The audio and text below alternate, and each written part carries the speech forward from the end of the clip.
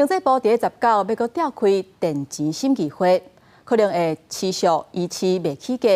不过，百货、大型的餐饮，也搁有健身房、甲电影院，这四种行业生意是有较转来啊，而且用电嘛较上重，预估即届电钱会调悬。疫情解封了后，食外口的人潮明显增加，就算伫咧食饭离峰的时间，嘛拢有人客来用餐。考虑国内部分类似的产业豆豆回温，经济部按算针对百货、电影院、健身房甲餐饮恢复正常电钱的计销，估计有880间业者会受到影响。今年的电钱拢总会增加16亿。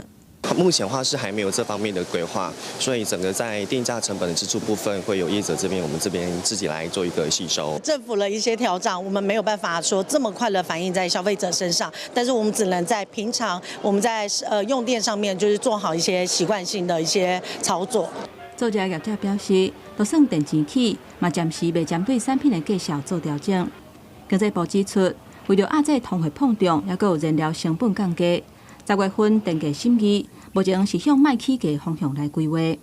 为了避免电钱起造成物价压悬，卖食品的有1217户，还有反而集中市场的60户，可能会延期未起。另外，因为国内制造业景气还未恢复，在这一届审计会电价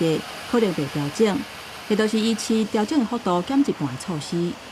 内部的程序一定都有它相关的程序，但是那方案的内容是什么，就等因为这个真正的开会之后才对外去做公布啦。10月份电价调整的对象当中，规划包括农渔业、幼儿园以上的学校，还有社福团体拢未起，预估会有12万户未受到影响。因若农渔业会是上大的受惠者。不过，台电一年营收也是减113亿，今年的亏损恐惊有要2000亿。记者综合报道。